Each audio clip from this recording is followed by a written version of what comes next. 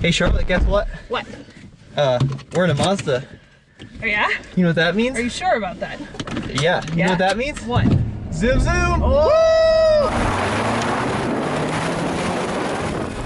It's still lacking power, sorry.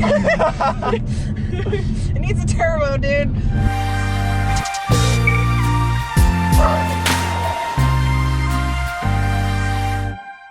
Hey guys, welcome to the Fast Lane Car. My name is Tommy Micah. And I'm Charlotte Roadcap. Today we are team reviewing the 2017 Mazda CX-3.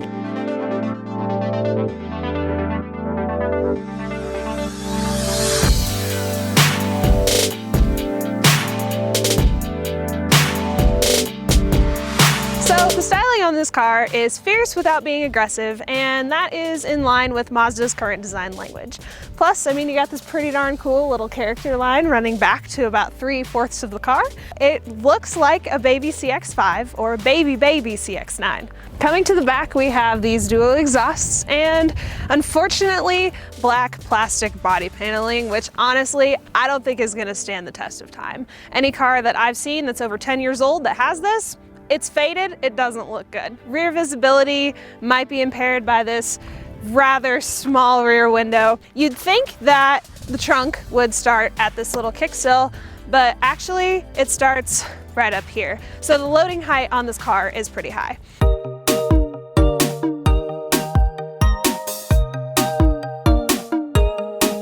It's definitely fun to drive. Absolutely. It's really tossable. For a crossover, it's great. I mean, it really... Suspension is really good. Yeah, it's really well sorted, but the engine just doesn't... It's just kind of buzzy. Yeah, buzzy, and nothing really happens when it starts buzzing, so... Right, it makes a lot of noise, but we don't really go anywhere. Yeah, definitely. Now with this Mazda CX-3, Mazda's really trying to gain the sporty attitude of the small crossover segment, and that's great in the driving dynamics. But this 2-liter Skyactiv technology engine doesn't really back up that claim. It develops 146 horsepower and 146 pound-feet of torque, made it to luckily a 6-speed automatic transmission, which is pretty great, but I would love to see a small turbocharged engine under this hood. What this car is lacking in the power department, it does make up for in fuel economy. So 29 combined miles per gallon, which is 27 city, 32 highway.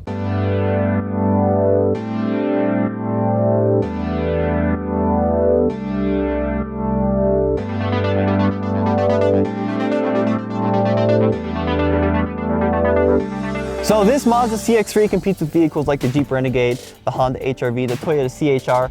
It's a very fast, growing, and competitive segment.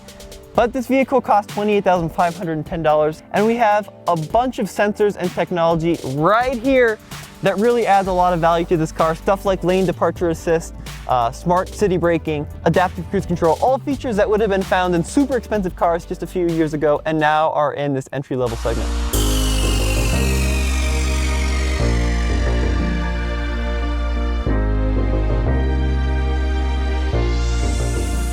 Okay guys, so instead of going with rectangular black plastic like a lot of cars in this segment, Mazda went with beautifully designed interior. It's absolutely fantastic.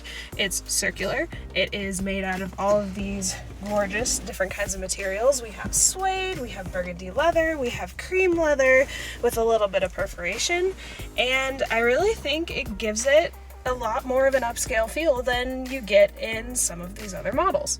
The armrest. This is a little janky, let's be honest. I think this is a pool noodle. And it's rather shaky. Also, again, with the fake carbon fiber, not so much a fan of that. Now I do know that the Mazda CX-3 is a small crossover, but the rear seat legroom isn't awesome. Headroom is kind of alright, I guess. I'm about 6'1", I'm sitting behind myself, but my knees are buried into the seat back in front of me. Luckily there is this little cutout. And the other challenge is the ingress and egress, because this door opening is pretty small.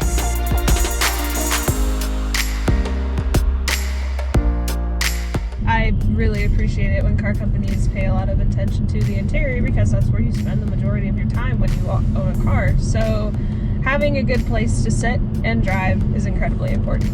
Another cool thing about the interior of this car is that it does have the center tachometer along with the heads-up display. Now, utility in the CX-3, well, let's not fool ourselves, it is a small car. So the trunk is small as expected.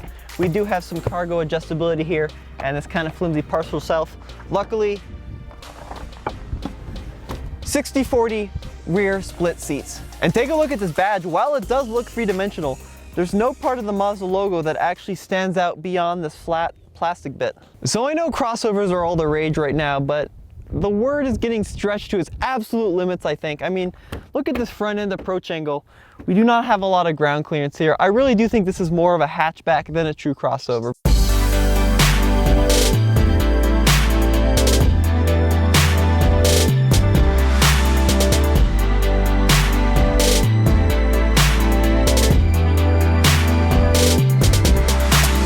Hey guys, thank you so much for joining us today in the 2017 Mazda CX-3.